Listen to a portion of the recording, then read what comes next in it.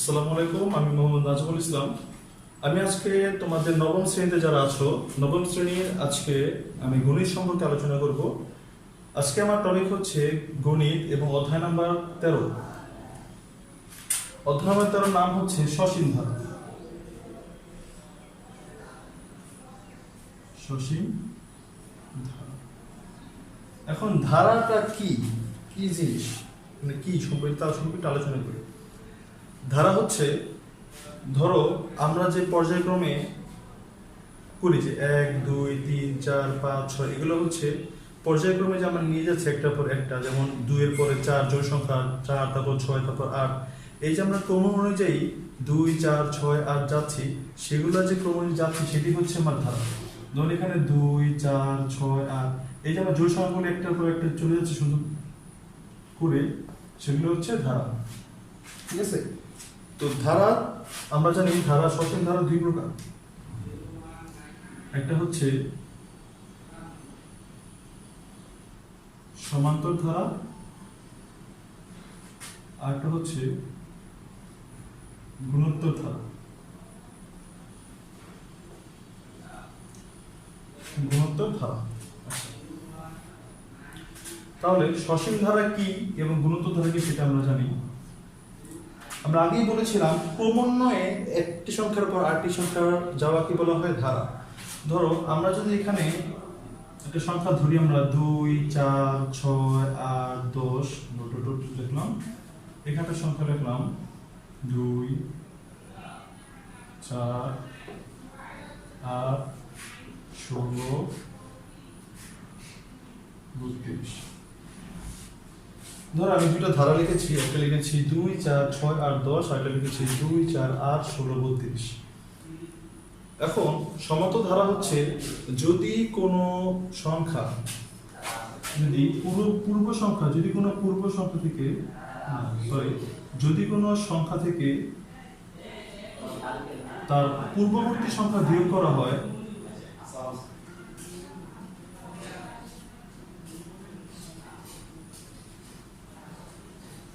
সেটি হচ্ছে সমান্তর ধারা পর্যায়ক্রমে।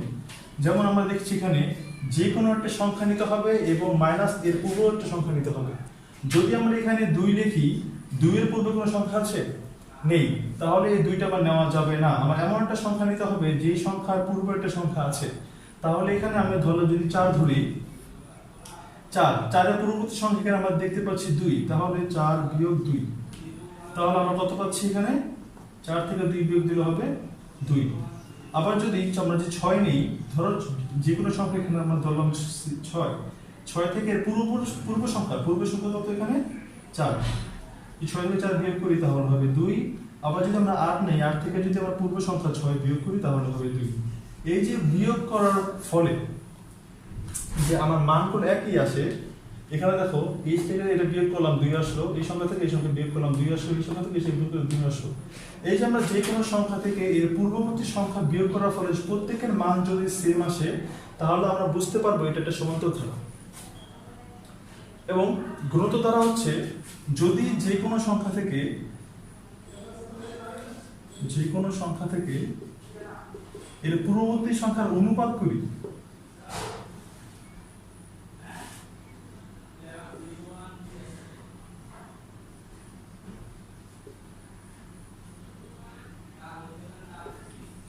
যেমন ধরো এখানে আছে 4 ভাগ, আমরা অনুপাত করব বা ভাগ করব 2, তাহলে এখানে মান আসবে 2।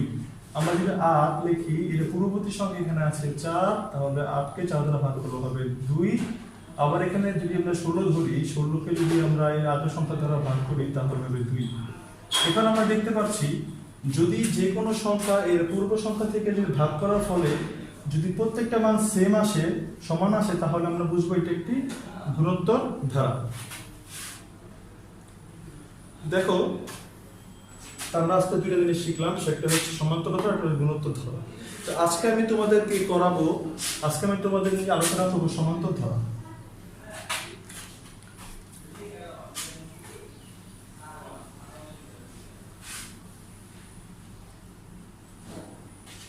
সমান্তর ধারা হচ্ছে 13.1 আমরা সমান্তর ধারা নিয়ে আলোচনা করব।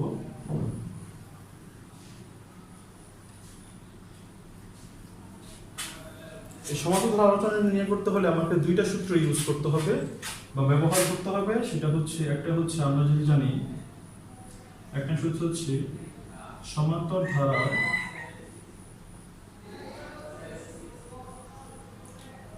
n-তম পদ। এই সূত্র হচ্ছে a plus n minus 1 into d। আর একটা সূত্র হচ্ছে সমান্তর ধারার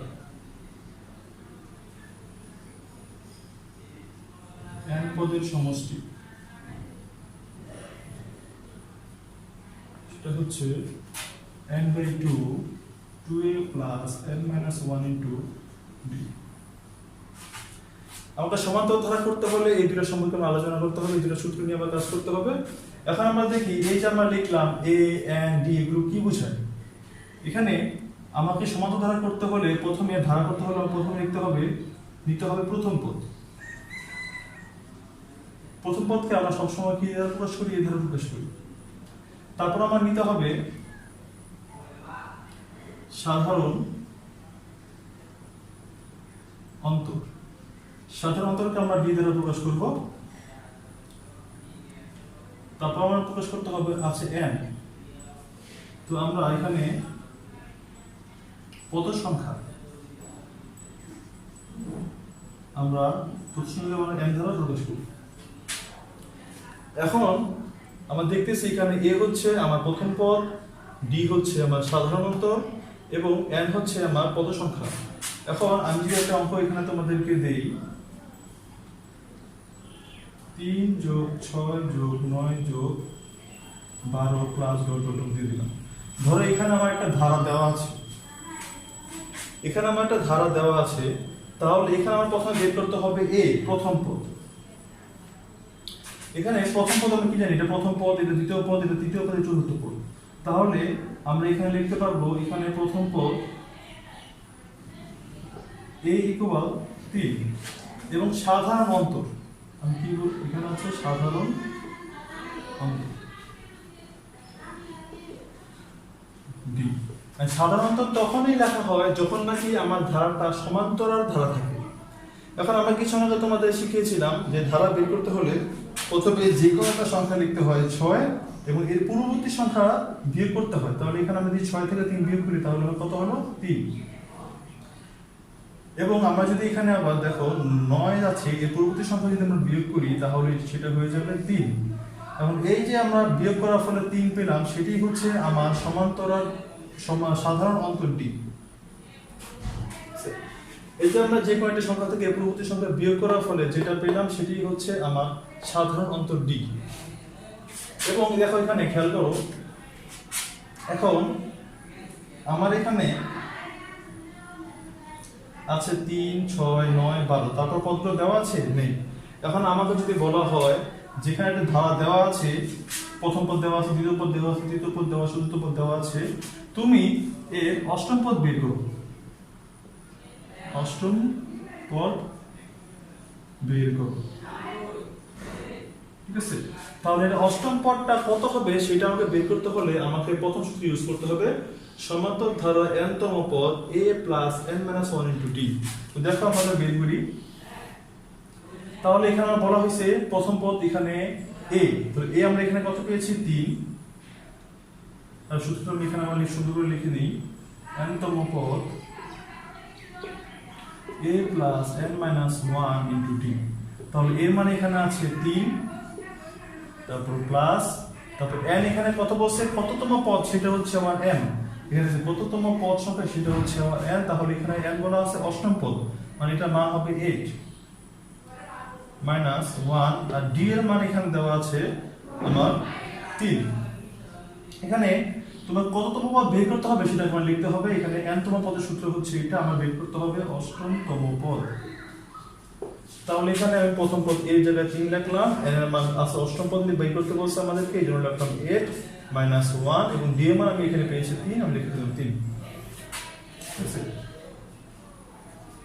আসো 3 যোগ 8 থেকে 1 গেলে আমরা জানি 7 ইনটু 3, তাহলে 3 সাথে 21 আর 3 আমরা জানি এখানে 24।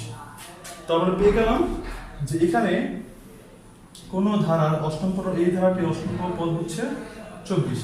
এভাবে আমরা যে কোনো পদ যেটা আমাদেরকে বের করতে বলে তখন আমরা যে কোনো পদ আমরা বের করতে পারবো। এখন যদি আমাকে এখানে বলে 10তম পদ, তাহলে আমরা n এর মান 10 বসাবো। যদি আমাকে এখানে বলে 20তম পদ, তাহলে n এর মানটা আমরা 20 বসাবো। ঠিক আছে, এইভাবে আমরা একটা অঙ্ক করতে পারি।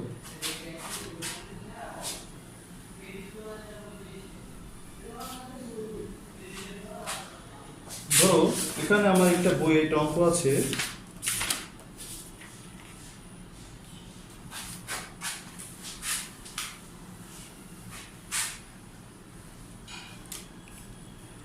ধরো বইয়ের আমার এখানে 6 নম্বর একটা অঙ্ক আছে,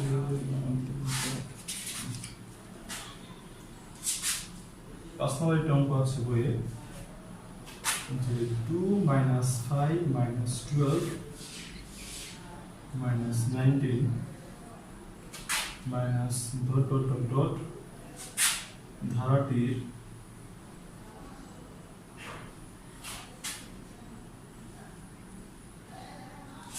সাধারণ অন্তর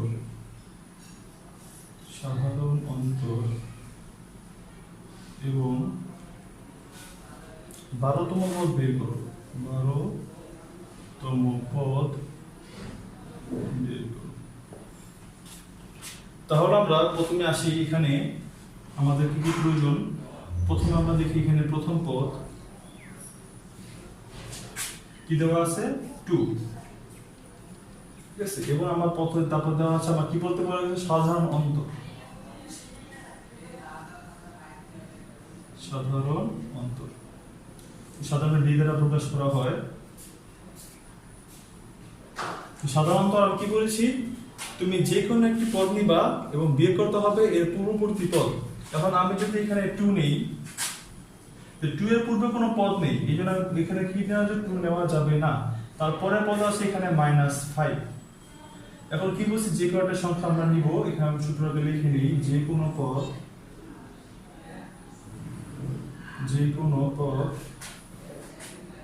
বিয়োগ হবে এর পূর্ববর্তী পদ।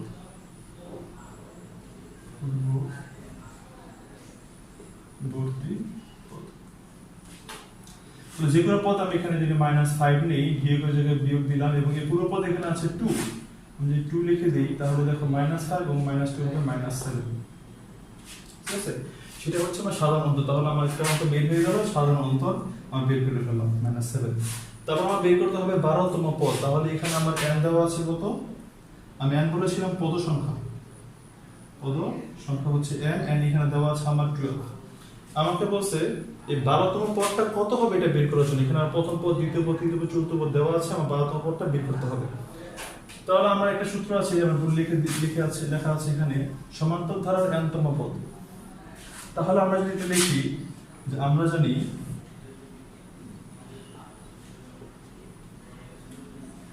সমান্তর ধারার n-তম পদ equal a plus n minus 1 into d। তাহলে আমার বের করতে হবে সমান্তর ধারার 12তম পদ আমার বের করতে হবে। তাহলে 12তম পদ এর মান দেওয়া আছে এখানে, দেখো আমরা পেয়েছিলাম 2, লিখলাম 2, n এর মান দেওয়া আছে এখানে 12, লিখব 12 minus 1, d মান আমরা পেয়েছি হলো -7, লিখে দেব -7। 2 জায়গায় 2 রাখলাম, প্লাস 12 থেকে 1 গেলে আমার হয় 11 ইনটু আছে -7। তো 2 + 7 এর সাথে যদি আমি 11 গুণ করি, তাহলে হবে 77। আর এখানে দেখো 11 আগে প্লাস আছে, এখানে আছে মাইনাস, তো প্লাস মাইনাস আমরা জানি এখানে মাইনাস আছে। ঠিক আছে, তাহলে আমি বিয়োগ করি, তাহলে হবে -75। তাহলে আমরা এই ধারাটিতে দেওয়া আছে 2 - 5 - 12 - 19 এর সাধারণ অন্তর এবং 12তম পদ বের করো। তাহলে আমরা বের করে ফেললাম সাধারণ অন্তর, আর বের করে ফেললাম 12তম পদ -75। এইভাবে আমরা প্রত্যেকটা ধারার কততম পদ বের করতে হবে সেটা আমরা বের করতে পারবো। এখন আমরা আরেক অঙ্কে যাব।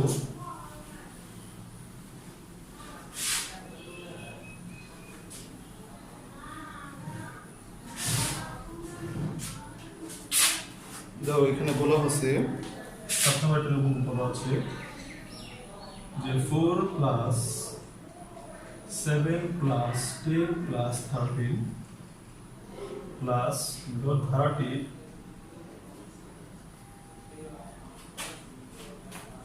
কোন পদ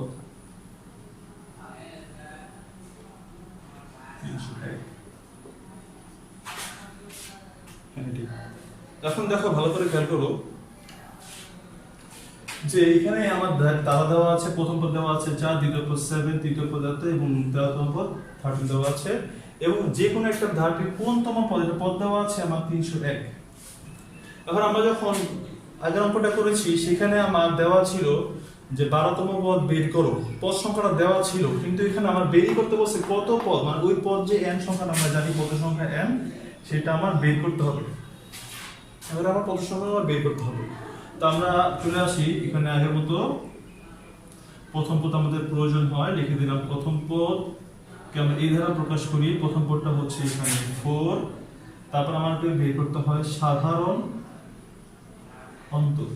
তো সাধারণ অন্তরকে আমরা ডি দ্বারা প্রকাশ করব, এবং ডিটা হচ্ছে যে কয়টা সংখ্যা নিব, সংখ্যা নিয়ে পূর্ববর্তী সংখ্যা আমরা বিয়োগ করব, তাহলে হবে এটা 3।